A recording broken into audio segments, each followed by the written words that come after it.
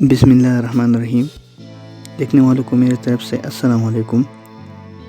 کیا آپ کو پتہ ہے کہ سمندر کیسے بنی اور سمندر کی گہرائی کتنی ہوگی، اور خاص کر سمندروں میں اتنی زیادہ پانی کہاں سے آتا ہے؟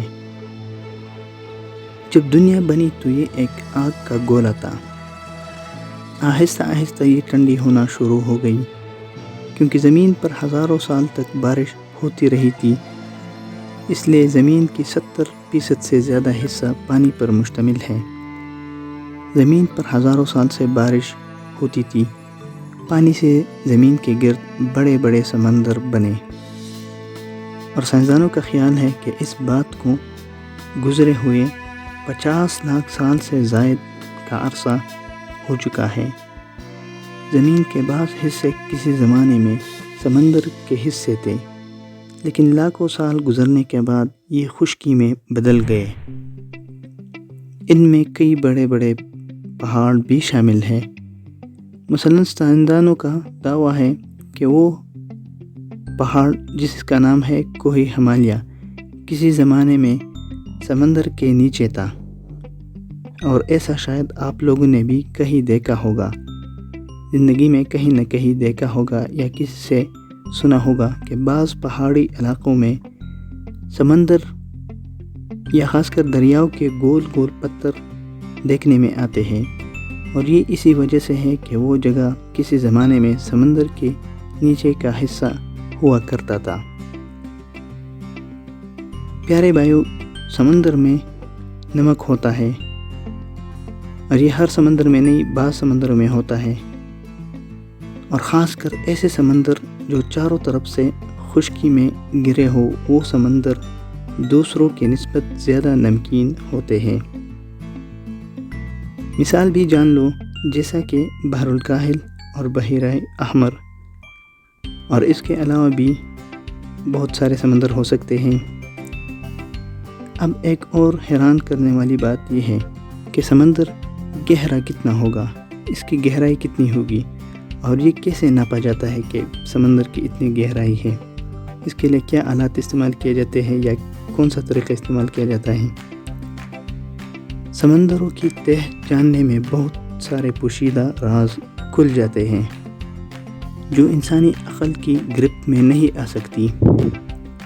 انسان رازوں کے جاننے میں دلچسپی رکھتا ہے، اور یہ ہمیشہ سے رکھتا ہے، کیونکہ زمین پر انسان ایک ایسا مخلوق ہے جو ہر چیز کے ہونے میں اس کے ہونے کی وجوہات جاننا چاہتا ہے، یعنی راز کھلنا انسان کو مطمئن رکھتا ہے۔ تو اس لیے سمندر کی گہرائی کے رازوں کو جاننے کے لیے مسلسل تحقیقات کری جا رہا ہے۔ زیادہ تر سمندر کی گہرائی اور تاریک حصوں میں کیچڑ بھرا ہوتا ہے۔ بعض حصوں میں کیچڑ کی مقدار بہت کم ہوتی ہے، یعنی یہ مقدار چند میٹر پر مشتمل ہوتی ہے، اور بعض حصے ایسے ہیں جہاں کیچڑ کے نیچے کی زمین کی تہ کا اندازہ لگانا بہت ہی مشکل ہے۔ یہ بھی سننے میں آتا ہے کہ یہ کیچڑ اصل میں سمندری مخلوق جو بڑے دیوہیکل ہوتے ہیں، اس مخلوق کے ڈھانچوں کے گل سڑ جانے کی وجہ سے بنا ہے۔ اب آپ لوگ جاننا چاہیں گے کہ ہم سمندر کی گہرائی کیسے جان سکتے ہیں، اس کے لیے کیا طریقہ استعمال ہوتا ہے؟ سمندر کی گہرائی جاننے کے لیے اوپری سطح سے، یعنی اوپر سے آواز کی لہریں نیچے بھیجی جاتی ہے، اسے انگلش میں ساؤنڈ ویوز بھی کہتے ہیں۔ یہ ساؤنڈ ویوز یعنی یہ آوازیں سمندر کی تہ سے ٹکرا کر واپس آتی ہیں، اس سے سمندر کی گہرائی کا اندازہ لگایا جاتا ہے۔ اس انوکھے طریقہ کار کے ذریعے سائنسدانوں نے دنیا کے تمام سمندروں کی گہرائی کا پتہ لگایا ہے، اور یہ سمندر یعنی ہر سمندر کے سب سے زیادہ گہرے اور کم گہرے مقام تک کا بھی پتہ لگایا ہے۔ گہرائیوں کے اس سلسلے میں سب سے زیادہ گہرا سمندر بحر الکاہل ہے، اور بحر الکاہل کی گہرائی اوسطاً تقریباً 4228 میٹر پر مشتمل ہیں۔ بحر الکاہل کے بعد بحر ہند کا نمبر ہے، جس کی گہرائی 3963 میٹر پر مشتمل ہے، اور تیسرے نمبر پر بحری اقیانوس آتا ہے، جس کی گہرائی 3926 میٹر پر مشتمل ہے، اور سب سے کم گہرائی والا سمندر بحیرہ بالٹک ہے۔ بحیرہ بالٹک کی گہرائی صرف 55 میٹر پر مشتمل ہے، لیکن اتنے بڑے جگہ میں جو ہزاروں میٹر پر مشتمل ہے، اس میں اتنا پانی کہاں سے آتا ہے؟ تو اس کی معلومات بھی میں فراہم کرتا چلوں۔ جھرنے، نالے، ندیاں اور خاص کر دریا پانی کے اہم ذریعے ہیں۔ یہ پانی اونچی جگہوں مثلاً پہاڑوں سے شروع ہوتی ہے اور دریا تک آتی ہے، اور پھر دریا سے سمندر میں جا گرتی ہے۔ دریاؤں کی بناوٹ 3 حصوں پر مشتمل ہوتی ہے۔ پہلا حصہ پہاڑی حصہ کہلاتا ہے۔ یہ پہاڑوں پر موجود برف کے پگھلنے سے بنتا ہے، یعنی گلیشیئر کے پگھلنے سے بنتا ہے، اور بہت تیزی سے بہتا ہے۔ دوسرے حصے میں دریا میدانی علاقوں میں آ جاتا ہے، جہاں اس کے بہاؤ کی رفتار کم ہوتی ہے، اور اس میں مٹی اور گارا شامل ہو جاتا ہے۔